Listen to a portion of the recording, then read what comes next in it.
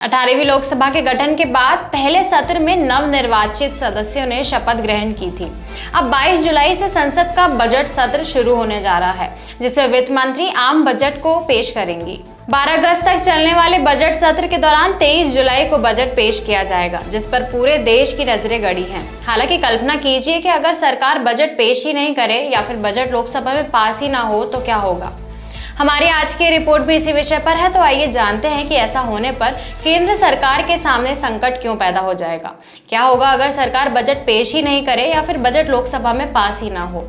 नमस्कार, मैं सिमरन शर्मा स्वागत करती हूं आपका यूबी न्यूज में, जहां हम न सिर्फ खबरें लाते हैं बल्कि उसका बारीक और सटीक विश्लेषण भी करते हैं। हर साल लोकसभा में केंद्रीय वित्त मंत्री द्वारा केंद्रीय बजट या आम बजट पेश किया जाता है, जिसमें केंद्र सरकार की आय व्यय का लेखा जोखा होता है।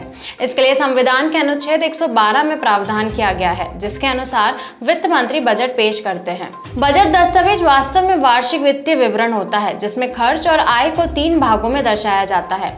इनमें संचित निधि यानी कि कंसोलिडेटेड फंड, आकस्मिक निधि और लोक लेखा शामिल है। अगर सरकार संसद में बजट पेश नहीं करेगी तो उसे संचित निधि से धन निकालने की अनुमति नहीं मिलेगी। दरअसल संविधान के अनुच्छेद 266 में संचित निधि का प्रावधान किया गया है। सरकार को मिलने वाली सभी राजस्व, सरकार द्वारा किए जाने वाले सभी कर्जे और सरकार की ओर से दिए गए कर्जों की वसूली से प्राप्त राशि ही संचित निधि में बदल जाती है। सरकार का सारा खर्च इसी संचित निधि से चलता है, जिसके लिए संसद की मंजूरी जरूरी है।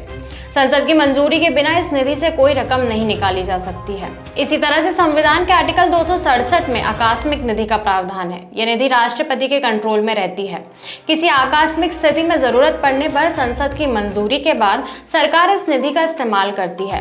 बाद में जितनी राशि आकस्मिक निधि से निकाली जाती है, उतनी राशि संचित निधि से निकालकर आकस्मिक निधि में डालकर उसकी भरपाई की जाती है। वहीं लोक लेखा निधियां सरकार से संबंधित नहीं होती हैं। इसमें भविष्य निधि और लघु बचत आदि निधि शामिल होती है, जिसकी भरपाई जमा करने वाले को करनी होती है। कुछ मामले में छोड़कर लोक लेखा निधि के भुगतान के लिए संसद की मंजूरी जरूरी नहीं होती। केंद्र सरकार के लिए संसद में बजट पेश कर पास कराना केवल खर्चों के लिए जरूरी नहीं है।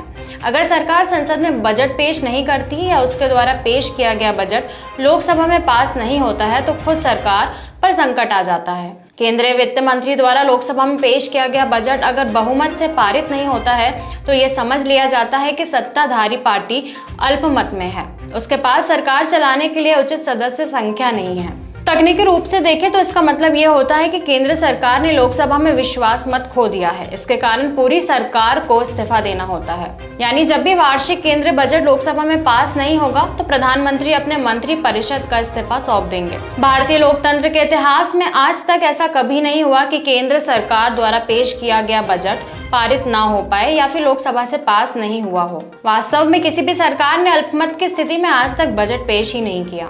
इनमें ना पास होने का सवाल ही नहीं उठता है। बजट का लोकसभा से ही पास होना जरूरी होता है, क्योंकि एक तरह से इसी में वित्त विधेयक समाहित होता है।